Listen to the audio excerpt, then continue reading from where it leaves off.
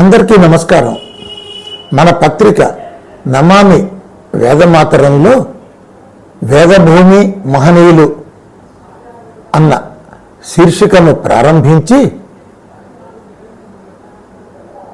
యోగులు, కవులు, కళాకారులు ఇలా అనేక రంగాలలో నిష్ణాతులైన వారందరినీ పరిచయం చేయటం జరిగింది. మరలా మన ఛానల్లో ఇప్పుడు వేదభూమి మహనీయులను ప్రారంభించి ఆ మహనీయుల పరిచయాలను చేసుకుందాం.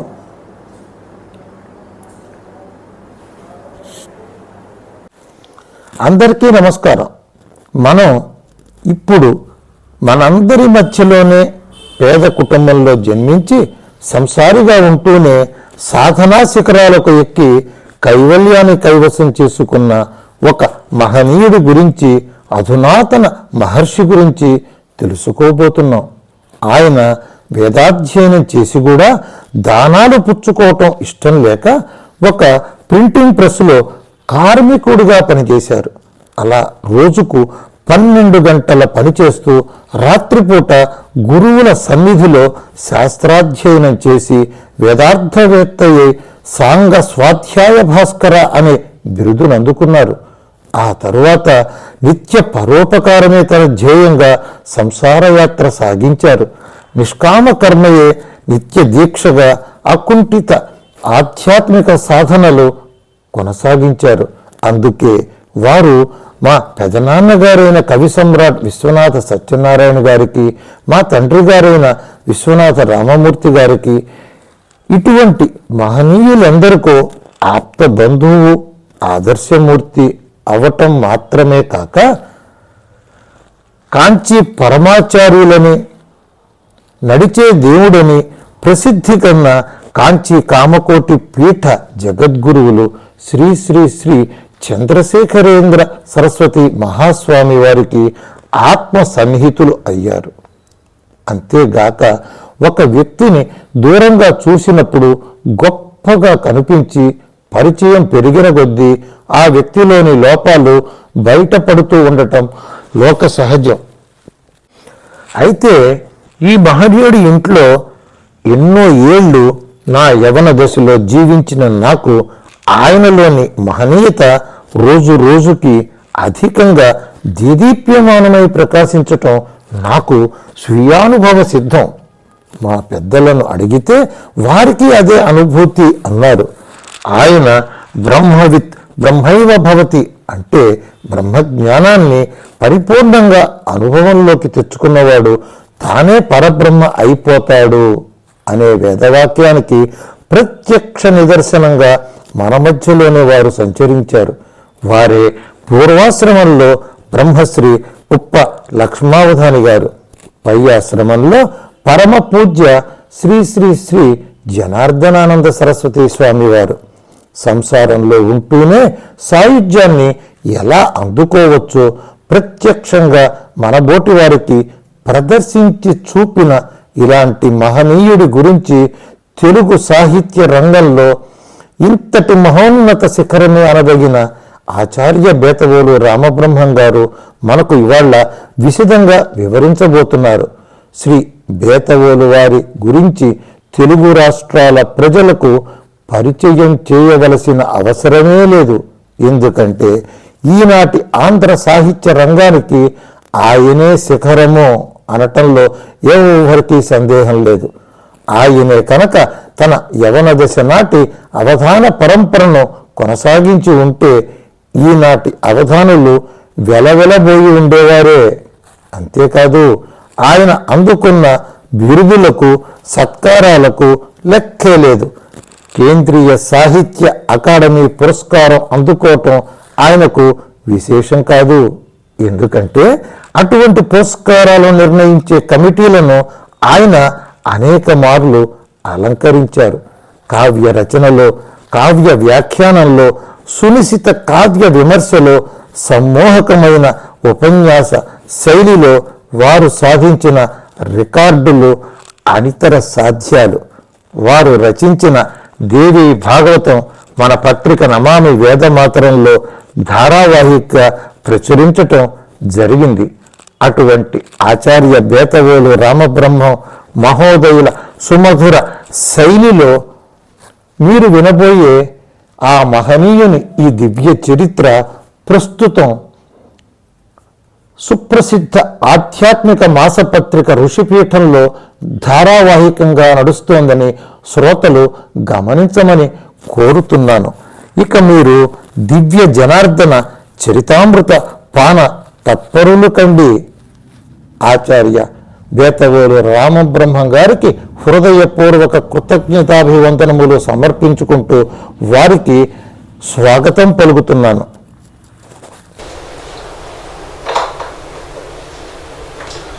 నమామి వేదమాతరం. శ్రీకళాపూర్ణ విశ్వనాథ శోభనాద్రి గారు భారతదేశం వేద సంస్కృతి, వేదశాస్త్ర విద్వాంసులు, దాని ప్రాశస్త్యం, వీటన్నింటినీ ఆధునిక సమాజానికి, పాఠకులకు తెలియజెప్పడం కోసం చాలా విశేషంగా కృషి చేస్తున్నారు. ఒక పత్రిక నడుపుతున్నారు. దానితో పాటుగా ఇలా ఒక ఛానల్ కూడా నడుపుతున్నారు విశ్వనాథ శోభనాద్రి గారు. ముందుగా వారి కృషికి నా అభినందనలు, అభివందనాలు తెలియజేస్తూ ప్రేక్షకులందరికీ నమస్కరిస్తూ, వేదభూమి మహనీయులు అనే శీర్షికలో ఒక మహనీయుడి గురించి క్లుప్తంగా మీకు పరిచయం చేస్తాను. సాధారణంగా అందరూ అనుకునేది ఏమిటంటే, ఎప్పుడూ ఈ నేల మీద మహర్షులు, యోగులు నడయాడారు, ఇప్పుడు అంతా ఇసుకపర అయిపోయింది, అలాంటి వారు ఎవరూ లేరు అనే భ్రమంలో కూడా కొందరు ఉన్నారు ప్రస్తుత సమాజంలో. ఇంకా కొందరు ఉదాహరణలు కంచి పరమాచార్యుల వారు, మరి రమణ మహర్షి గారు, అలాగా కొందరు మహనీయులు నిన్న మొన్నటి దాకా మన మధ్య నడయాడారు. అంచేత మనం అందరం వారి పాద ధూళితో పావనమైన నేలలో మనం కూడా జీవిస్తున్నాము అనే ఒక ఆత్మవిశ్వాసంతో, భక్తి భావనతో వారిని గురించి తెలుసుకుంటున్నారు. వారి మహిమలను, వారి రచనలను వీరు కూడా అభ్యసిస్తున్నారు, వాటిని అధ్యయనం చేస్తున్నారు. అలాంటి ఆ స్థాయికే చెందిన మరొక మహనీయుడు జనార్దనానంద స్వామి వారు. వీరికి శ్రీశైలం స్వామి వారు అని కూడా ప్రసిద్ధి ఉంది. వీరి జీవిత చరిత్ర, వీరి తపస్సాధన, ఈ విశేషాలన్నీ కుప్పా కృష్ణమూర్తి గారు ఇటీవలే ఒక 200 పేజీల పుస్తకం సమగ్రంగా మనకి అందించారు. ఈ జనార్దనానంద స్వామి వారి జీవనయానం, తపస్సాధన, సిద్ధి, వీటిని గురించి చాలా సవివరంగా ఈ పుస్తకంలో మనకి తెలియజెప్పారు. ఇందులో ఒక విశేషం ఏమిటంటే, ఆవేళ రామాయణంలో ఒక పాత్ర అయిన వాల్మీకి రామాయణం చెప్పినట్టుగా, మహాభారతంలో ఒక పాత్ర అయిన వ్యాసుడు మహాభారతం చెప్పినట్టుగా, కుప్పా వెంకట కృష్ణమూర్తి గారు కూడా జనార్దనానంద స్వామి వారి పూర్వాశ్రమంలో లక్ష్మణ శాస్త్రి గారు ఉన్న, లక్ష్మణావధాని ఆ పేరుతో ఉన్న వారి తనయుడు కుప్పా వెంకట కృష్ణమూర్తి గారు. ఆయన ఈ స్వామివారి జీవిత చరిత్రను సాక్షిమాత్రుడిగా ఉండి, ఇతరులు ఆయా సన్నివేశాలలో ఆ ఆ స్వామివారిని గురించి చెప్పినవి, తాను విన్నవి, వాటిని మాత్రం యథాతథంగా మనకి అందిస్తూ స్థలము, కాలము, సంఘటన వీటన్నింటినీ తేదీలతోనూ ఆయా వ్యక్తుల పేర్లతోనూ కూడా మనకి అందిస్తూ సాక్షి మాత్ర కథనం అనే తీరులో వ్యాసుడు వాల్మీకి పెట్టిన ఒరవడిలో ఈ గ్రంథాన్ని వీరు రచించి మనకి అందించారు. అయితే ఇలాంటి యోగులను గురించిన సమాచారం ఒక ఉద్యమంగా సేకరించిన వారు మనకి లేకపోలేదు, చాలా మంది ఉన్నారు. అందులో ప్రధానంగా మనం చెప్పుకోవలసిన మహానుభావులు ఆచార్య బిరుదరాజు రామరాజు గారు. ఆయన ఉస్మానియా విశ్వవిద్యాలయం ఆచార్యులుగా పనిచేస్తున్నప్పటి నుంచి ఆంధ్రదేశంలోనూ భారతదేశంలోనూ ఉన్న యోగుల చరిత్రలను వారు సేకరించటం, చాలామంది శతాధికంగా ఉన్న ప్రస్తుత సమాజంలో ఉన్న మన మధ్యనే నడయాడిన నిన్నటిదాకా అలాంటి మహాయోగుల జీవిత చరిత్రలన్నీ సేకరించి వారు ప్రచురించారు. తరువాత ఆ ఉద్యమాన్ని బిరుదరాజు రామరాజు గారి అమ్మాయి రుక్మిణీదేవి కూడా దాన్ని కొనసాగించి మరికొందరు యోగులను గురించి కూడా ఆవిడ తెలియచెప్పారు. ఇప్పుడు ఆ శ్రేణిలో మరొక యోగిని గురించి కుప్పావారు అందించినటువంటి ఈ పుస్తకం మరొక యోగిని గురించి మనకందరికీ తెలియజెప్తోంది. ఆ మహానుభావుడి పేరు జనార్దనానంద స్వామివారు. వీరు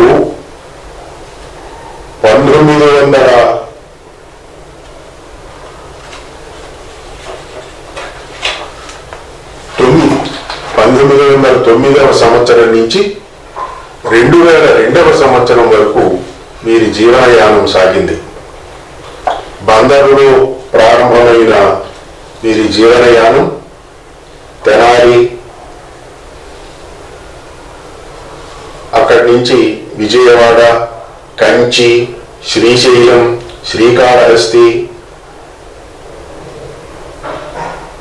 మహారాష్ట్రలో సతారా, అక్కడి నుంచి కాశీ, అక్కడి నుంచి మళ్ళీ శ్రీశైలం, ఇట్లాగా మొత్తం భారతదేశం అంతా చుట్టి వచ్చిన జీవనయానం వారిది.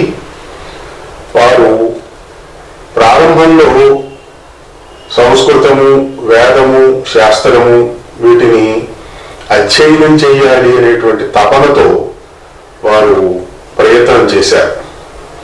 అప్పటికే మన భారతదేశంలో ఈ వైదిక విద్యల పట్ల, శాస్త్రాల పట్ల ఒక చిన్న చూపు ప్రారంభమయ్యింది.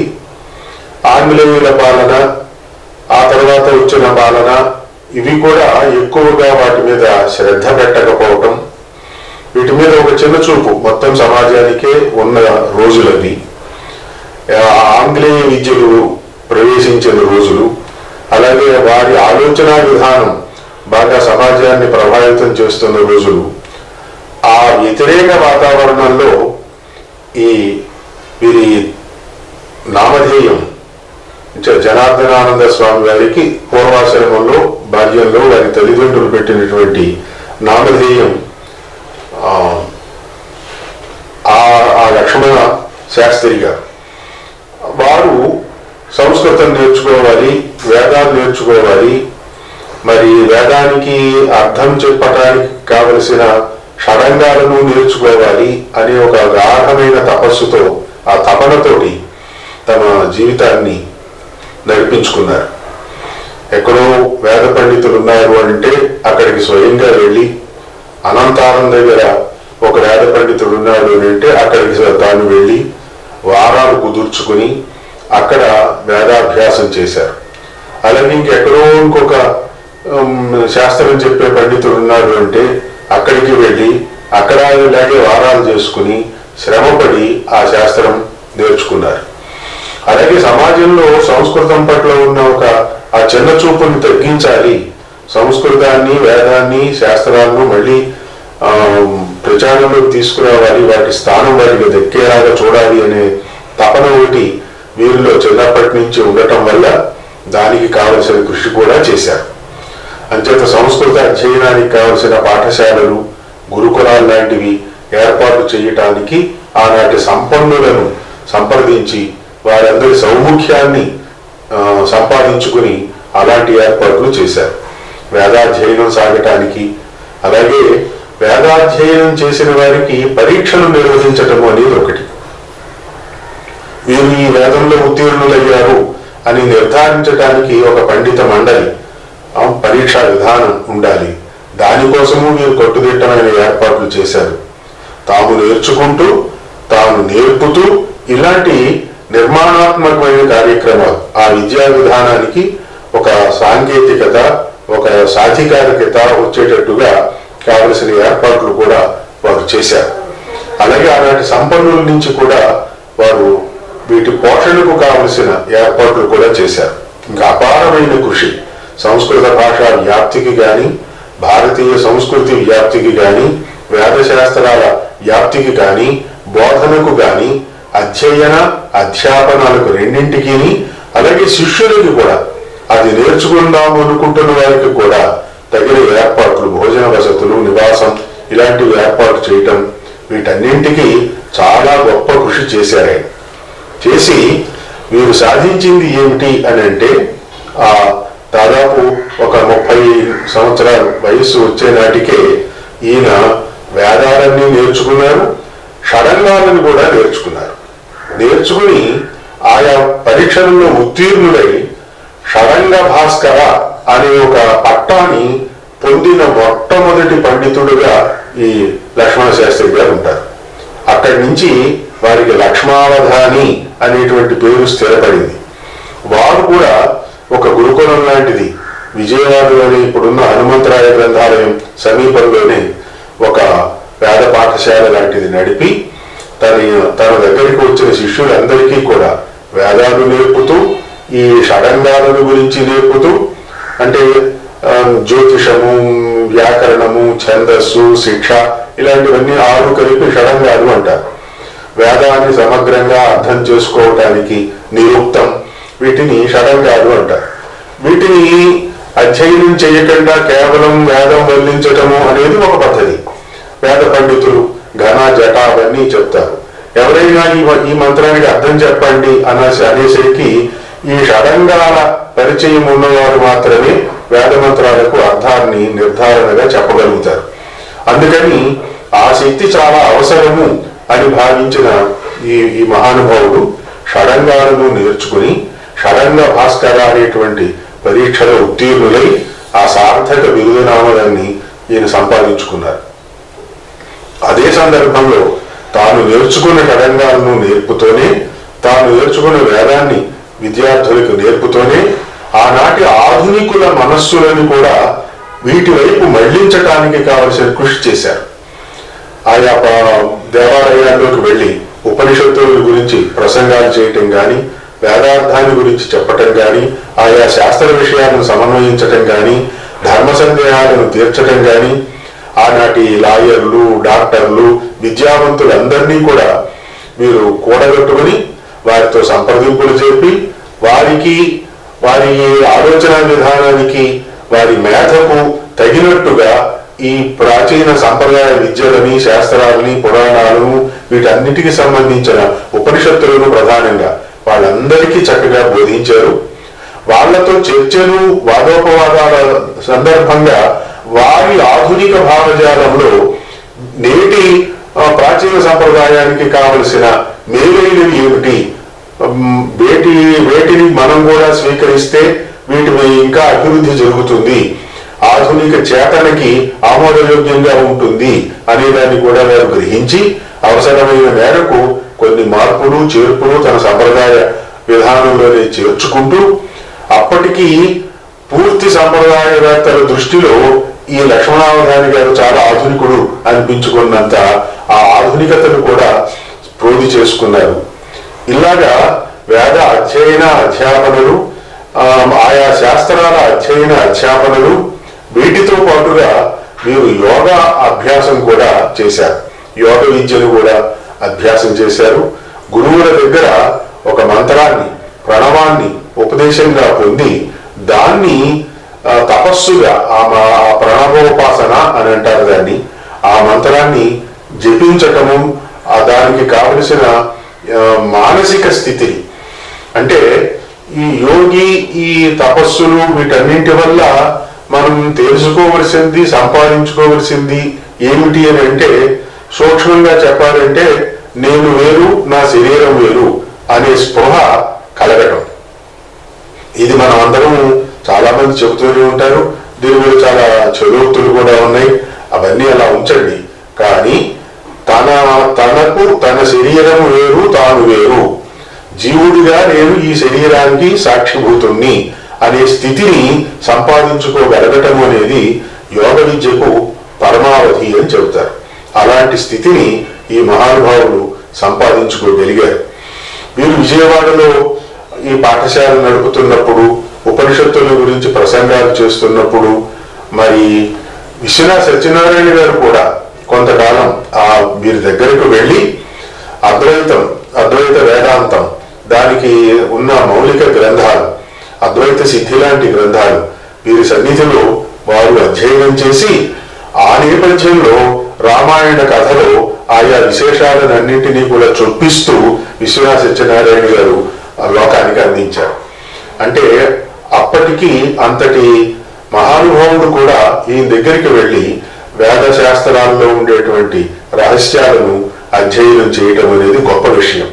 అంత ప్రఖ్యాతిని వారు సంపాదించడమే కాదు, అంతటి ఉపకారాన్ని కూడా లోకానికి లక్ష్మణాచార్య గారు చేశారు. ఆ తర్వాత ఆ ప్రణవోపాసన అనేటువంటిది పొందిన తర్వాత ఇక్కడ మనం ఇంకోటి కూడా చెప్పుకోవాలి. ఏమిటంటే వీరికి మొదటి నుంచి కూడా కంచి పరమాచార్యుల వారితోటి చాలా సన్నిహితమైన అనుబంధం ఉంది. తరచుగా వీరు అక్కడికి వెళ్ళటము ఉంది. వారు ఏ విషయం కావాల్సి వచ్చినా వారు సంప్రదించుకోవటము ఉంది. అవన్నీ ఆయా ఘట్టాల్లో క్లుప్తంగా మనకి చెప్పుకుంటూ వచ్చారు కృష్ణమూర్తి గారు. ఇంతకీ ఏమిటంటే కంచి పరమాచార్యుల వారికి ఈయన మనసులో మనిషి. అంత గొప్ప స్థానాన్ని వారి దగ్గర సంపాదించుకున్నారు. వారి మార్గదర్శకత్వంలో వీరు తన యోగ విద్యను, తన మంత్రోపాసనను చక్కగా కొనసాగించారు. అయితే కొంతకాలం గడిచిన తర్వాత ఈ విద్యలు ఇవన్నీ నేర్చుకోవటము, సంసారం బాధ్యతలు ఇవన్నీ పూర్తయిన తర్వాత లక్ష్మణావధాని గారికి వైరాగ్యం, అంటే సన్యాసం స్వీకరించాలి అనే ఒక ఆలోచన వచ్చింది. అది సన్యాస స్వీకారానికి నియమాలు ఏమిటి, వాటిని ఎలా స్వీకరించాలి, ఆ వివరాలన్నీ ఆయా శాస్త్రాల నుంచి ఉదాహరణలు ఇస్తూ కృష్ణమూర్తి గారు చాలా అందంగా చెప్పారు. ఈ సన్యాస స్వీకారం అంటే పిల్లలందరినీ వదిలేసి ఇల్లు వదిలి పారిపోవడానికి కాదు. సన్యాస స్వీకరణానికి ఎవరెవరు అనుమతిని పొందాలి, ధర్మపతిని అనుమతిని పొందాలా అక్కర్లేదా, పిల్లల్ని ఎట్లా చక్కబెట్టి తర్వాత పొందాలి, ఇలాంటి చాలా నియమాలు ఉన్నాయి. అలాగే ఆశ్రమ స్వీకారం చేసిన తర్వాత కూడా పాటించవలసిన నియమాలు చాలా ఉన్నాయి. అంచేత వాటన్నింటినీ కూడా ఈ గ్రంథం ద్వారా మనం తెలుసుకోవచ్చు. అవన్నీ చక్కగా పాటిస్తూ వీరు సన్యాసాశ్రమం స్వీకరించారు. అక్కడ కూడా ఒక తమాషా ఏం జరిగిందంటే, వీరు పరమాచార్యుల వారి చేతుల మీదుగా సన్యాసాశ్రమం స్వీకరించాలి అనేది వీరి సంకల్పం. ఆ దృఢ సంకల్పంతోనే వీరు కంచి వెళ్ళారు. వెళ్తే అప్పటికి పరమాచార్యుల వారు భారతదేశ పాదయాత్ర కోసం బయలుదేరి మహారాష్ట్రకి చేరుకున్నారు. ఈయన వెంటనే తాను కూడా బయలుదేరి ఆ మహారాష్ట్ర అక్కడ పెద్ద స్వామి గారు విడిది చేసిన చోటికి వెళ్ళారు. అయితే అప్పటికి పరమాచార్యుల వారికి ఉన్న ఏవో కొన్ని నియమాల వల్ల తాను సన్యాసం ఎవరికి తానై తన చేతుల మీదుగా ఇవ్వటం లేదు. అది ఒక నియమంగా ఎందుకునో కొంతకాలం అది పాటించారు వారు. ఆ దశలో వీరు వెళ్ళి ఆశ్రమ స్వీకారానికి అభ్యర్థిస్తే వారు ఏం చేశారంటే, అక్కడికి వచ్చిన మన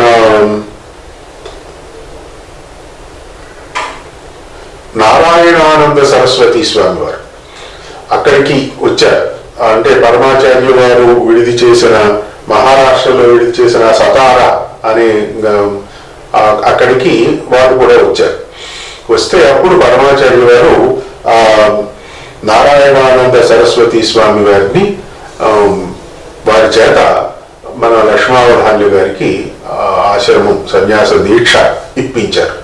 అంచేతన అప్పుడు ఆ ఆశ్రమ స్వీకారం అయినప్పుడు పరమాచార్యుల వారి ఆశీస్సులు, అదే సందర్భంలో పరమాచార్యుల వారి తర్వాత పీఠమెక్కినటువంటి పెద్దలు వారి ఆశీస్సులు అన్ని వారి పొంది అక్కడ సన్యాసాశ్రమం స్వీకరించారు. అప్పుడు జనార్దనానంద సరస్వతి స్వామి అనేటువంటి ఆశ్రమనామం వీరికి దఖలుపరిచారు. అక్కడి నుంచి ఆశ్రమ స్వీకారం అయిన తర్వాత నియమాలు, కఠోర నియమాలు ఎలా ఉంటాయంటే పరమాచార్య వారి లాగానే అది ఎక్కడికి వెళ్ళినా కేవలం పాదయాత్ర, కాలినడకనే వెళ్ళటం, కానీ పైసా అనేదాన్ని చేత్తో ముట్టకపోవటం. అంతకుముందు వీరికి అలాంటివి నియమాలన్నీ, ఆ నియమాలే ఇప్పుడు కూడా కొనసాగుతున్నాయి. అది ఇంకా తేలిగ్గా అయ్యింది వీరికి. అలాగే పుణ్యక్షేత్రాలు అన్నిటినీ దర్శించటం, నిరంతరం ఆ యోగా, ఆ ప్రణవోపాసన అనేటువంటిది చేస్తూ ఉండటం. అలాగే ఆహార నియమం కూడా.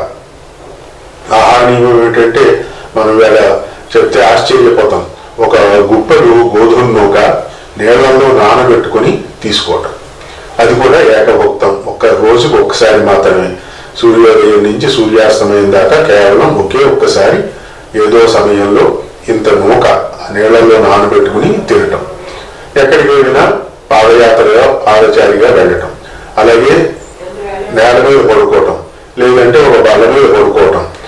ఇది ఈయన సంసారంలో ఉన్నప్పుడు కూడా అలాగే అభ్యాసం చేసుకున్నారు ఆయన. అందుకని ఈయనకేమో అలాంటి నియమాలు ఏమీ కష్టమని అనిపించలేదుట. అంత హాయిగా అందులోకి ఇమిడిపోయారు అన్నమాట. తన కోసమే సిద్ధంగా ఉన్న దుస్తులు ధరించినంత తేలికగా ఈ సన్యాసాశ్రమాన్ని వీరు స్వీకరించారు. అది చాలా గొప్ప విశేషం. దాన్ని అలా కఠోరంగా పాలన చేశారు కూడా. పాలన చేసి ఎక్కడికి వెళ్ళినా కాలినడకనే వెళ్ళటం. ఎవరి ఏం చేయాలన్నా వారికి కావలసింది ఏదో ఉపదేశం చెప్పటం, అది ఇలా చేసుకోండి అనటమే తప్ప తాను ఎవరి నుంచి ఒక్క పైసా తాను చేతితో తాను ఏనాడు తాకలేదు, ముట్టుకోలేదు. అలా ఈ ఆహార నియమాన్ని పాటిస్తూనే ఉన్నారు. తన యోగము, తన మంత్ర ఉపాసన, తన దీక్ష తను కొనసాగిస్తూనే ఉన్నారు. అంచేత ఇలాంటి కఠోర నియమాల వల్ల కొంతకాలం అయ్యేసరికి పాదయాత్రతోటి కాశీ వెళ్ళారు, పాదయాత్రతో శ్రీశైలం వెళ్ళారు, పాదయాత్రతో కాళహస్తి వెళ్ళారు. ఎక్కడికి వెళ్ళాలన్నా కేవలం కాలినడకని వెళ్ళటమే. అలా వెళ్తూ అలా ఉండటం వల్ల ఈ కఠోర నియమాల వల్ల అనండి, లేదా అప్పటి వాతావరణంలో ఉన్న కాలుష్యము, మార్పుల వల్ల అవ్వనివ్వండి గాక వీరికి కొంచెం తీవ్రమైన అనారోగ్యమే వచ్చింది. అది ఏమిటంటే మూలశంక అని అంటారు చూడండి, మొలవ వ్యాధి అంటారు అనమాట. వాటిని శంకువులు అంటారు. వాటి అవి బయటపడటం. ఆ వ్యాధి చాలా తీవ్రంగా ఇబ్బంది పెట్టింది వీరిని. గడిచినంత కాలం గడిపించుకున్నారు, కానీ కూర్చోలేరు. ఎంతసేపు ఇలా పడుకునే ఉండాలి. శిష్యులతో మాట్లాడాలా. ఈయన పాఠ ప్రవచనం ఒకటండి నిరంతరం సాగించారు. పాఠ ప్రవచనం సాగించారు. మనలోటిగా ఎవరైనా వెళ్ళి అయ్యా ఇదేమిటి అని అడిగితే ఇంకా వారికి ఆ సందేహం పూర్తిగా తీరేదాకా అన్ని విషయాలు ఈయన బోధిస్తూ ఉండేవారు. అది ఎప్పుడు ఈయనకి జరుగుతూ ఉండేది. మానసికంగా ప్రణవోపాసన ఒక పక్కన సాగుతూనే ఉండేది, బౌద్ధికంగా ఈ అధ్యాపనలు సాగుతూనే ఉండేవి. అలాగే గ్రంథరచన కూడా చేశారు వీరు. చాలా గ్రంథాలని వారు ప్రచురించారు మనకి. అందులో ప్రధానంగా చెప్పుకోవాల్సింది సంవిదష్టకం ఒకటి, దేవదేవి స్తుతి ఒకటి, ఇలాంటి చాలా గ్రంథాలను కూడా రచించారు. అంటే ఏకకాలంలో అధ్యాపనం చేస్తూ, తన జపం తాను చేసుకుంటూ, యోగాభ్యాసం చేస్తూ, దీక్షను నడిపించుకుంటూ, పాదయాత్రలు చేస్తూ, తీర్థయాత్రలు చేస్తూ, మరి లౌకికులకు అందరికీ పనికొచ్చేటట్టుగా ఆయా విశేషాలను తెలియజేస్తూ, చదువుకుంటున్న వాడికి ఆ శాస్త్రాన్ని అధ్యయనం చేస్తున్న వాడికి వచ్చే సందేహాలను తీరుస్తూ, గ్రంథరచన కూడా చేస్తూ ఇంతగా తన జీవితాన్ని ఎప్పుడు విశ్రాంతి తీసుకునేవాడు ఎవరికి తెలిసేది కాదు. ఆయన విశ్రాంతి తీసుకోవడం అంటే శరీరానికి విశ్రాంతి తీసుకోవడమే, మానసికంగా మాత్రం నిరంతరం చైతన్యంతో ఉండి ఆ మంత్రాన్ని ఆ ప్రణవాన్ని ఉపాసన చేస్తూనే ఉన్నారట ఆయన.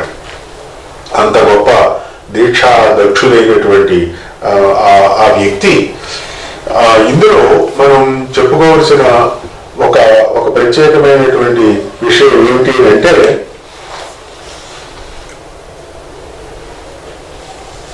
వీరు తీర్థయాత్రలు చేస్తూ చేస్తూ ఇప్పుడు మన దేవుడి సరస్వతి పీఠం ఉంది మనకి తెలంగాణలో గోదావరి ఒడ్డున.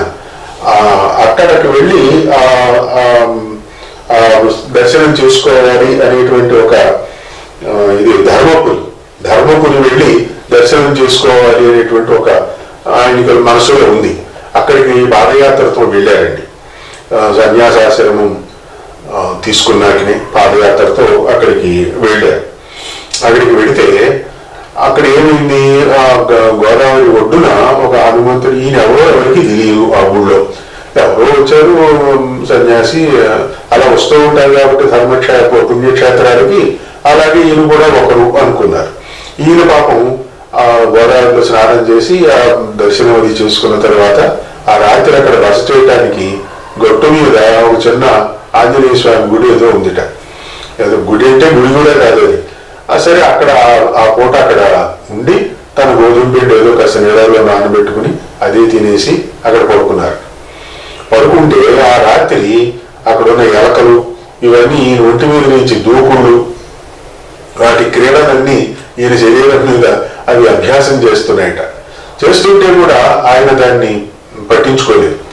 అంటే ఆయన ధ్యానం, ఆయన ప్రణవోపాసన, ఆ చిత్త ఏకాగ్రత అనేటువంటిది ఆ ప్రణవం మీద ఉండటంతో ఈ శారీరకమైన ఈ దేహం మీద జరుగుతున్నటువంటి ఈ ఎలుకల ఆటలు, కుప్పిగంతులు ఇవేమీ కూడా ఆయనకి తెలియలేదు.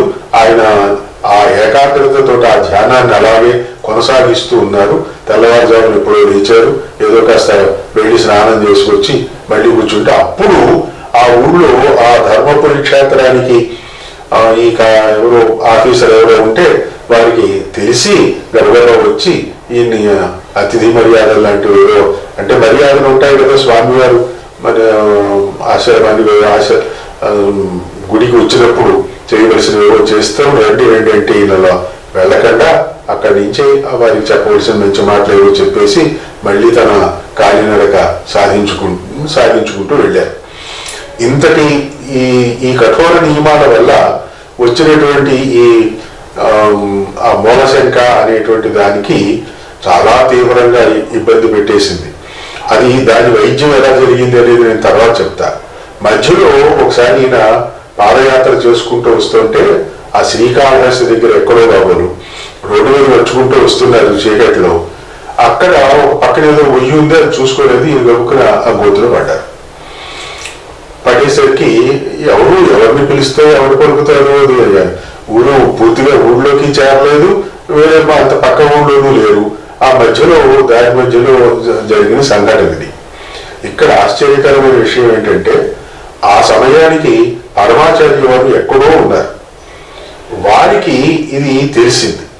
ఎలా తెలిసింది అంటే ఎవరికి తెలియదు. అంటే పరమాచార్య వారి ఆ దివ్య దృష్టి అనేది నిరంతరం వీరి వెంట నడుస్తూ ఉండేది అనడానికి గొప్ప ఉదాహరణ ఇది.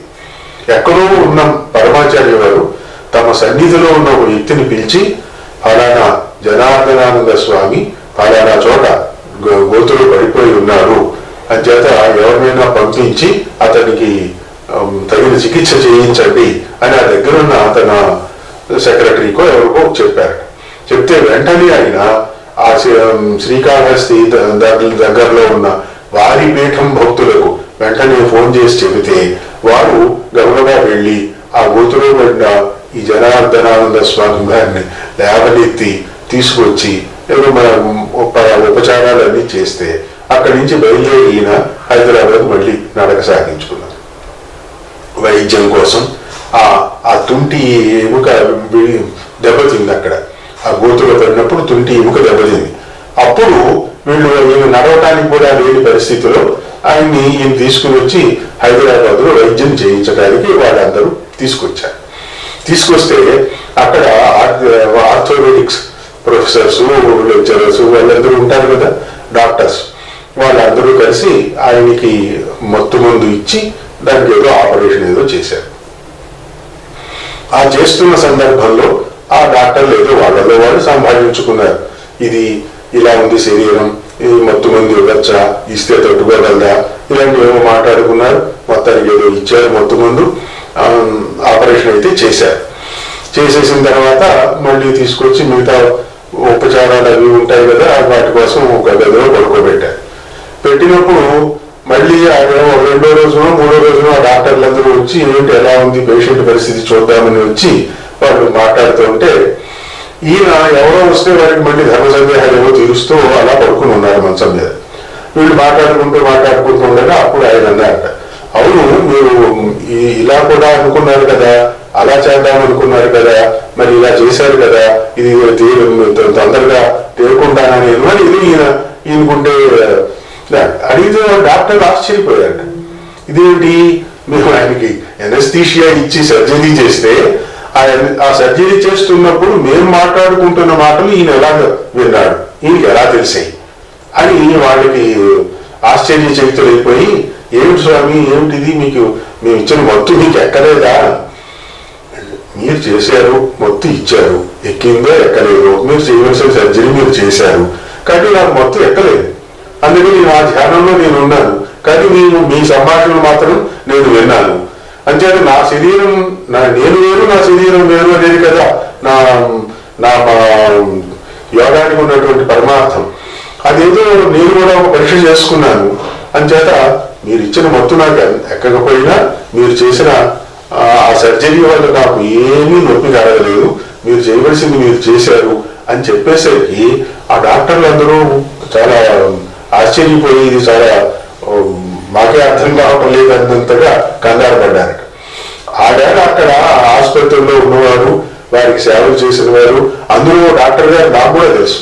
నేను ఆ డాక్టర్ గారిని అడిగాను కూడా, అవునయ్యా అలాగే జరిగింది, మాకు వాటికి కూడా మాకు అర్థం కావట్లేదు అది అన్నారు. అంటే అప్పుడు అంటే నేను వేరు, నా శరీరం వేరు అనే ఆ స్పృహ, ఆ జ్ఞానం, అది ఆ సిద్ధి అనాలి. దాన్ని ఏమనాలో కూడా తెలియటం లేదు. అలాంటి తపస్సిద్ధిని పొందినటువంటి మహానుభావుడు ఆయన. అందుకని ఆయన ఒంటి మీద నుంచి ఆయన ధ్యానంలో ఉండగా ఆయన ఒంటి మీద జరుగులేపాయినా ఎలగలే దూకినా ఏమీ జరగదు. కానీ ఇక్కడ మనం తెలుసుకోవాల్సింది ఏంటంటే ఆ స్థితిలో ఉన్న యోగికి విషసర్పాలు కూడా ఏమీ చేయవట.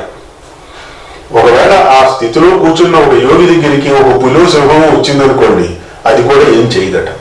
అందుకని వెనకటి రోజుల్లో మహర్షులందరూ అడవుల్లో అర్ధరాత్రి భయం లేకుండా తపస్సులు చేసుకుంటూ ఎలా ఉండగలిగారు, ఎంత చెలిమి, క్రూర మృగాలు కూడా వారితో ఎంత చెలిమి చేశాయి అని అంటే అది యోగానికి ఉన్నటువంటి, యోగ విద్యకు ఉన్నటువంటి గొప్ప శక్తిగా, మహిమగా మనం గుర్తించవలసి ఉంటుంది. ఇలాంటివన్నీ తెలుస్తాయండి ఇలాంటి యోగులను, ఇలాంటి తపస్సిద్ధులను గురించి మనం తెలుసుకుంటున్నప్పుడు. ఇంతకీ పరమాచార్యుల వారికి వారి కరుణా కటాక్షాలు అనేటువంటివి వీరు నిరంతరం అలాగ వెనకాల సాకుతూ వచ్చాయి అన్నమాట.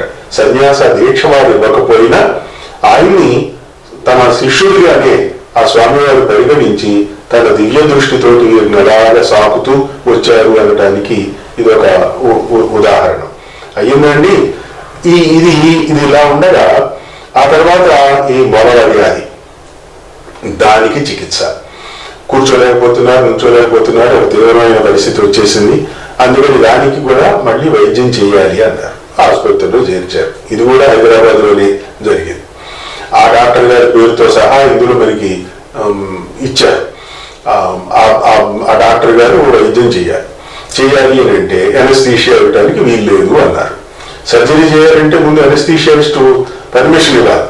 ఈయన శరీరం అంతా ఊరికి ఎముకలు చర్మం తప్ప ఏమీ లేదు, ఈయనకి ఎనస్థీషియా ఇస్తే ఎట్లా కుదురుతుంది అని చేతను అది ఇవ్వడానికి వీలు లేదు అన్నాడు. ఎనస్థీషియా ఇవ్వకుండా ఎలా చేయటం, ఇది వాళ్ళకి ఏమైంది అంటే ఏం చెయ్యాలి, కానీ బాధపడుతున్నారు. అలా ఉండగా ఒక రోజున ఆ పెద్ద డాక్టర్ గారు తన శిష్య బృందాన్ని అసిస్టెంట్లని తీసుకొచ్చి, ఎందుకంటే డాక్టర్స్కి వెనకాల స్కాలర్స్ని తీసుకొస్తారు, ఇట్లాంటి ఒక టిపికల్ కేసులు వచ్చిన సందర్భాల్లో ఒక ప్రత్యేకమైన వైద్యం ఏదైనా చేయాల్సి వచ్చినప్పుడు అది తర్వాత తరం వారికి తెలియటం కోసం ఆ ప్రొఫెసర్స్ అట్లా చేస్తారు. వాళ్ళు తీసుకొచ్చి కూర్చొని వీళ్ళంతా డిస్కస్ చేశారు. ఈయన ఇలా ఒడ్డు తిరిగి పడుకోవటమే కదా, వెనక్కి పడుకోలేరు, ముందుకి పడుకోలేరు, ఇలా ఒడ్డిగిరి పడుకున్నారు. పడుకుని ఆ ఎదురుగా ఒక శిష్యుడు ఎవరో సందేహం అడుగుతుంటే ఆయనకి ఈ అద్వైత సిద్ధి గురించో ఏదో భగవద్గీత దేవుని గురించో ఏదో చెప్తున్నారు. ఆయన చెప్తూనే ఉన్నారు, ఆ అబ్బాయి వింటూనే ఉన్నాడు. ఈ డాక్టర్లు వచ్చారు, వాళ్ళు చూశారు. వీటు డాక్టర్ల వైపుకేమో ఈయన మొహం శిష్యుడి వైపు ఉంది, డాక్టర్లు ఏమో అటువైపు ఉన్నారు. ఉండి చర్చకు చేసుకుంటూ ఉండగా ఆ సీనియర్ డాక్టర్ గారు ఏం చేశారట, దీనికి ఇంతకంటే బ్యాగ్ లేదు అని ఆయనే ఒక మొండి నిర్ణయం తీసేసుకుని ఆ మొలల్ని గుత్తిలాగా బయటకు వచ్చిన మొలల్ని ఆయనకు ఉండే చాతుర్యంతో ఆ అనుభవంతో బలవంతంగా లోపలికి నెట్టేశాడట. అది ఇంకా ఎంత నొప్పి పడుతుంది అని అంటే చెప్పలేదు, కానీ ఇంకంతకంటే దారి లేదు. అందుకని ఈయన అంటే ఏ వైద్య సదుపాయాలు అభివృద్ధి చెందని నాటి ఒక పురాతనమైన, ఇంకా మాట్లాడాలంటే అది ఒక మొండి వైద్యం లాంటిది అనమాట. ఆ మొండి వైద్యం లాంటిది ఆయన అగతికంగా చేసి బలవంతంగా నెట్టేస్తే అంత నొప్పిని భరిస్తూ ఈ పాఠం మాత్రం కొనసాగిస్తూ ఆ బలవంతంగా నెట్టిన క్షణంలో మాత్రం ఒక్కసారి అన్నారట, అంతే. అంతకుమించి ఆయన నొప్పి కూడా ఆయనకి తెలియలేదు. ఇటు మాట్లాడుతున్నారు. అయిపోయింది. అయిన తర్వాత డాక్టర్ గారు వచ్చేసి, మీరు నన్ను క్షమించాలి, నేను చాలా మూర్ఖమైన వైద్యం చేశాను, ఇంకెంతకంటే గతిలేకపోయింది, కానీ మీరు ఎలా తట్టుకున్నారు అన్నాడు.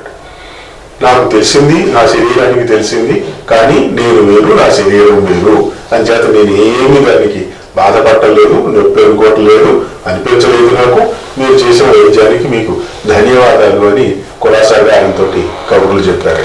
ఇంతటి మహిమాన్వితుడైనటువంటి వ్యక్తి ఈ ఘట్టం ఇలా ఉందా, ఇలా జీవితాన్ని అలాగా నడిపించుకుంటూ ఈయన చివరికి సిద్ధి పొందినది శ్రీశైలంలో. ఈయన ఆశ్రమం కూడా అక్కడే పెట్టుకున్నారు. శ్రీశైలం స్వామి వారి ఈయనకి బాగా ప్రసిద్ధి, జనార్దనానంద స్వామి వారికి. ఆ శ్రీశైలంలో ఈయన ఒక తన వచ్చిన ఇది అయింది అనిపించేసి ఇంకా తను చాలించాలి అని నిర్ణయం తీసుకున్నారు. ఏదో వైద్యము అవి ఇవి చేస్తున్నారు. అక్కడ కలెక్టర్లు ఇలాంటి విఐపి ట్రీట్మెంట్ కొంత ఉంటుంది ఇలాంటి పెద్దలకి, వాళ్ళందరూ మెడికల్ వాళ్ళు అవన్నీ చూస్తున్నారు. కానీ ఓ రోజుని ఉన్నట్టుండి ఆయన అంటే ఇలాంటి యోగులకు సంబంధించి ప్రాణ ఉత్క్రమణం అని అన్నారట. ప్రాణాలు వెళ్ళిపోయి గాలిలో కలిసిపోయాయి అనడం అన్నది ఉండదు. ఎందుకంటే బ్రహ్మజ్ఞాని తాను బతికొండగానే తన శరీరంలో ఉండేటువంటి పంచభూతాలలో లయం చేసేస్తాడు. కాబట్టి ఆయన ప్రాణాలు అప్పటికే పంచభూతాలలో కలిసిపోయి ఉంటాయి కాబట్టి ఆయన అశువులు విడవటము అనేటువంటిది, ప్రాణాలు ఉత్క్రమణం జరగటము అనేటువంటిది ఉండదు అనేది ఒక ఉత్తమ స్థాయికి సంబంధించిన వేదాంత విషయంగా దాన్ని కృష్ణమూర్తి గారు చాలా అందంగా ప్రతిపాదన చేశారు. అది ఆయన ప్రాణాలు విడిచిపెట్టారు. మామూలుగా మనకు అర్థమయ్యే భాషలో చెప్పుకోవాలి అంటే దేహత్యాగం చేశారు అని అనుకుందాం. అయితే ఆయన ప్రాణాలు విడిచిపెట్టారు అనేటువంటిది గుర్తించడానికి ఆలస్యమైంది అక్కడ ఉన్న వాళ్ళకి. గుర్తించిన తర్వాత ఏం చేయాలి అనేది కూడా తెలియని పరిస్థితి. అది దాదాపు 8 గంటలో 10 గంటలో గడిచిపోయాయి.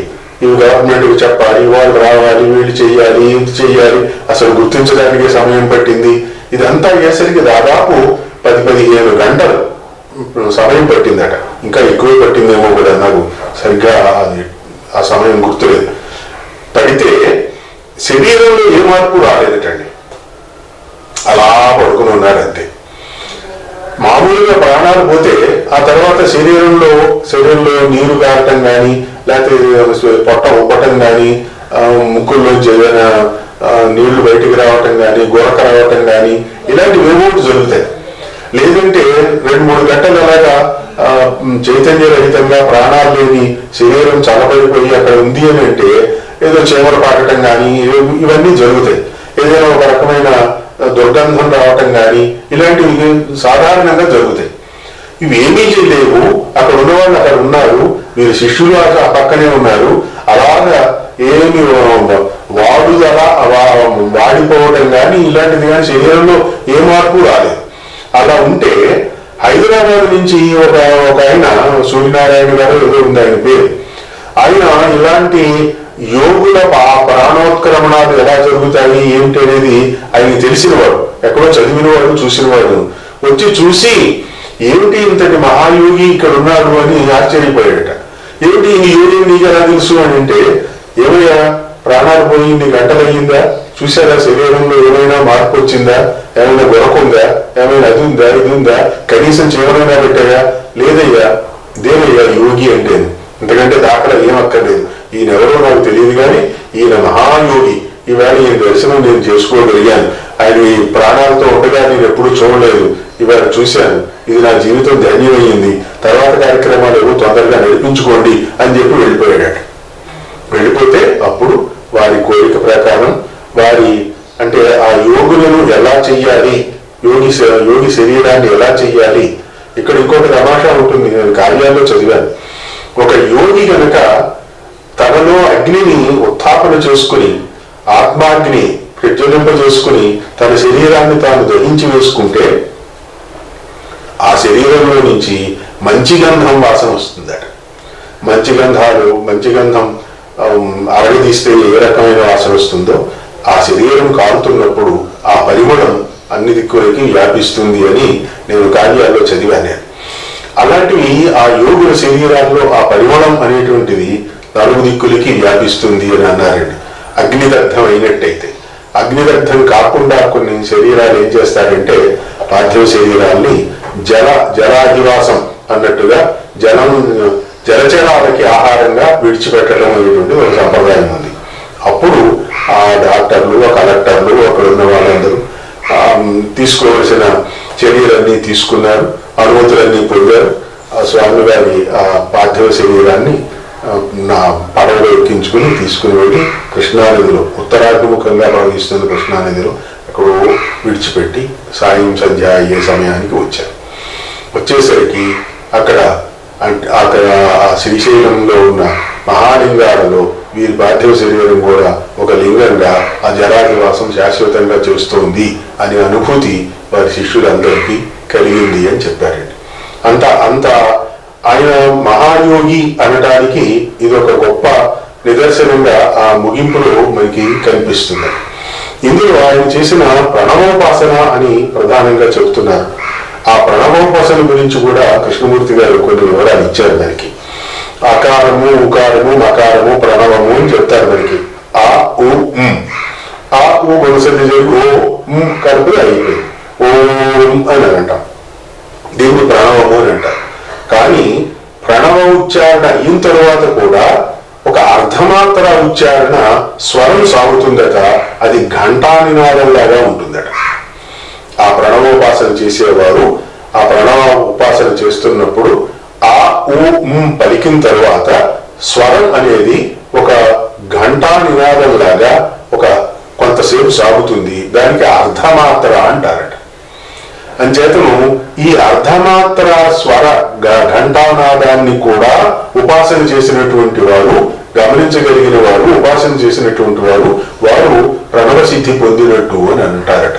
అలాంటి సిద్ధిని ఈయన చాలా కాలం క్రితమే పొంది ఆ సిద్ధిని అలా కొనసాగించుకుంటూ ప్రణవోపాసన, ప్రణవ మంత్రోపాసన చేసి తన జీవితాన్ని, తన లక్ష్యాన్ని, జీవితంలో ఆయన ఏ లక్ష్యాలైతే సాధించాలి అనుకున్నాడో, అంటే మనిషి నేను ఇది సాధించాలి అని అనుకుంటే దాన్ని సాధించగలగటం.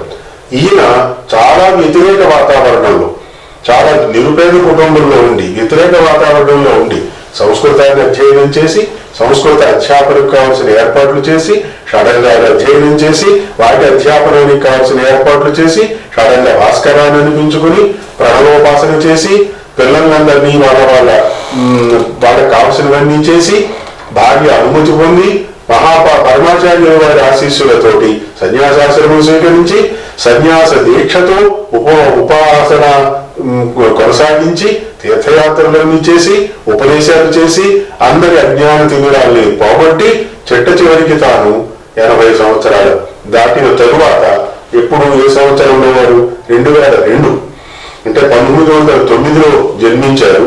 2002లో వారు దేహత్యాగం చేసి సిద్ధి పొందారు. అంచేత అలాంటి ఒక మహానుభావుడి జీవిత చరిత్రల గురించి ఒక పుస్తకం రాసి కృష్ణమూర్తి గారికి మనకి అందించారు. దాన్ని చదవమని నాకు ఇవ్వటం నాకు పరోక్షంగా వారు చేసిన గొప్ప ఉపకారం, గొప్ప వరం. దాన్ని నేను చాలా క్షుణ్ణంగా చదివాను. చాలా గొప్పది. దానికి ఏమి శీర్షిక పెట్టారో తెలుసునండి, సంసారం నుంచి సాహిత్యం దాకా అని పేరు పెట్టారు. సంసారం నుంచి సాహిత్యం దాకా అని పేరు పెట్టారు. అందులో మూడు ప్రకరణాలు ఉన్నాయండి.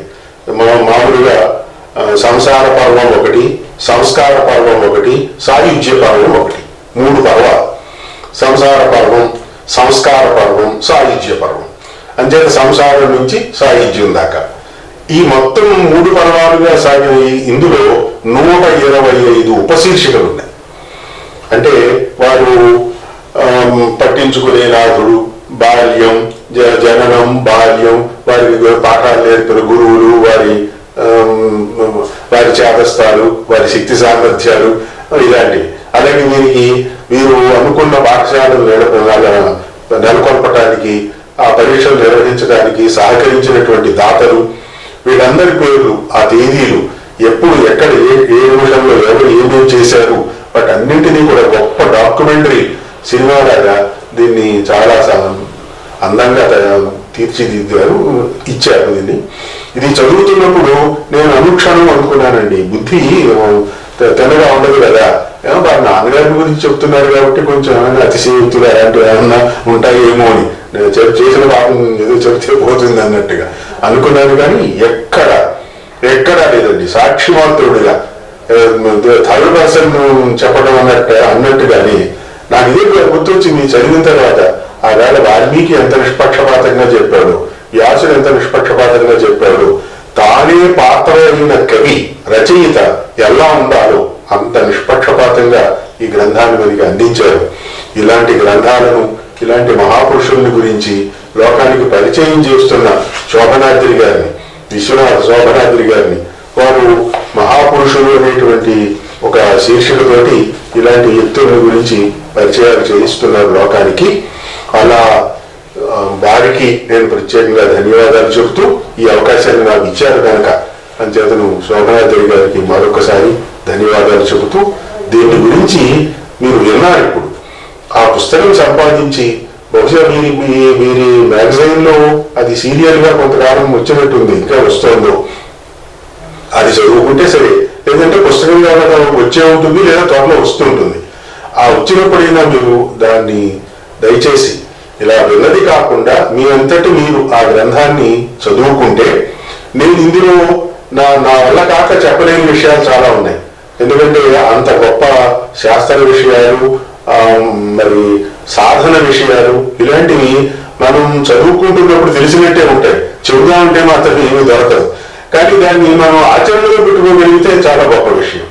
అందుకని మీరు ఆ పుస్తకాన్ని ప్రత్యక్షంగా చదివినట్టయితే, ఈ విన్నది ఆ పుస్తకం చదవాలి అని మీ మనస్సుగా అనిపించేలాగా ఉంటే చాలు, నేను చేసిన ప్రయత్నం నెరవేరినట్టే. దయచేసి ఆ పుస్తకాన్ని చదివి పూర్తిగా లబ్ధి పొందండి అని అందరికీ మరొకసారి మనవి చేసుకుంటూ సెలవు. నమస్కారం. అందరికీ నమస్కారం.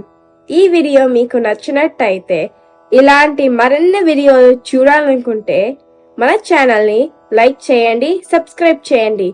ధన్యవాదాలు.